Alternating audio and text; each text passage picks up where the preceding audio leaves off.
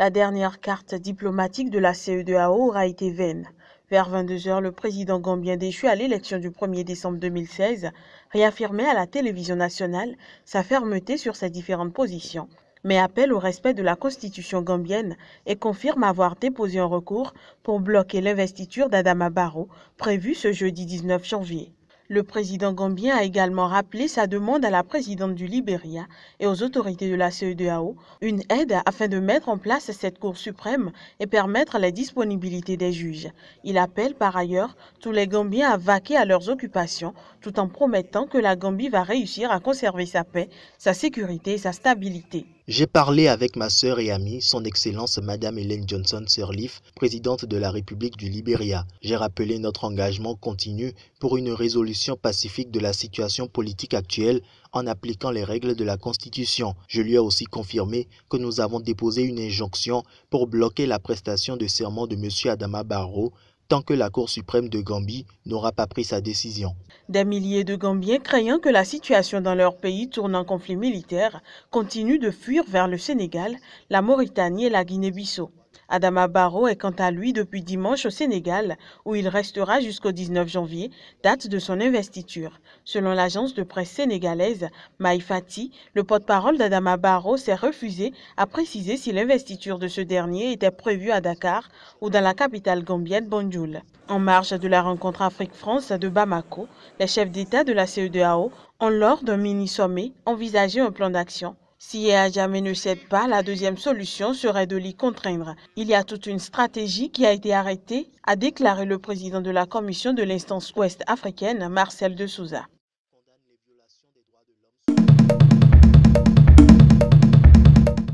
Halima, fille de nomade, a été excisée au plus jeune âge et mariée à 13 ans à un homme qui en avait 25.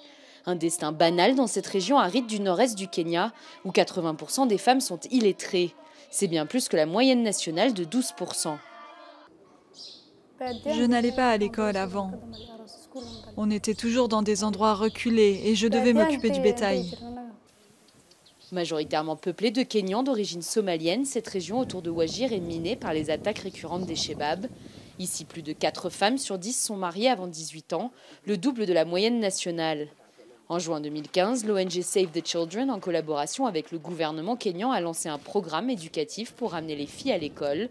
Une initiative souvent mal comprise par une population nomade et très religieuse.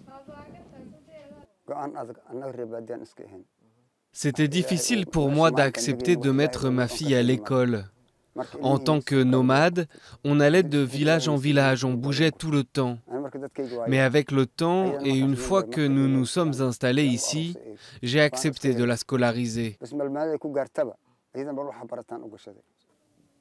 L'ONG donne une compensation financière de 26 € par trimestre, une aide qui a permis de convaincre Adan et d'autres familles du village.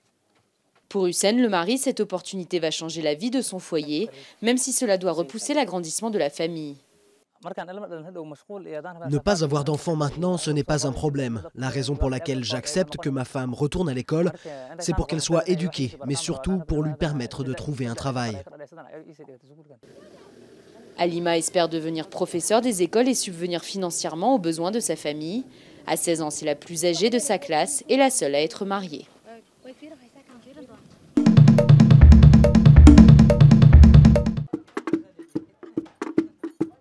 Après une année passée sous occupation des islamistes de Boko Haram, voici ce qui reste de Banki. Située à la frontière avec le Cameroun, la ville est le symbole de la folie meurtrière de la secte islamiste. Une ville en ruine, devenue camp de réfugiés où s'entassent des milliers de personnes. Alors que nous finions, Boko Haram nous a arrêtés. Ils ont frappé mon mari et l'ont enlevé. J'étais tout le temps effrayée. Au moins à présent, je me sens en sécurité. Dans l'unique quartier sécurisé par quelques soldats nigérians survivent plus de 20 000 déplacés, dont la plupart viennent de l'état du Borno. Dans la ville fantôme de Banki, les déplacés vivent dans des conditions difficiles. Le problème alarmant que nous constatons dans tous les camps de déplacés internes est l'accès à la nourriture. Les gens n'ont pas pu cultiver durant ces 2 dernières années. Tous les moyens de subsistance sont perdus. C'est pourquoi nous voyons des taux élevés de malnutrition. Bangui, ville martyre, est au cœur des préoccupations du Nigeria, du Cameroun et de la communauté humanitaire. Les armées nigérianes et camerounaises annoncent régulièrement avoir infligé de lourdes pertes aux islamistes. Mais chaque fois, la secte trouve le moyen de mener des attaques tout aussi spectaculaires que meurtrières. Ce camp de déplacés où se trouvent certains de leurs proches n'est pas à l'abri.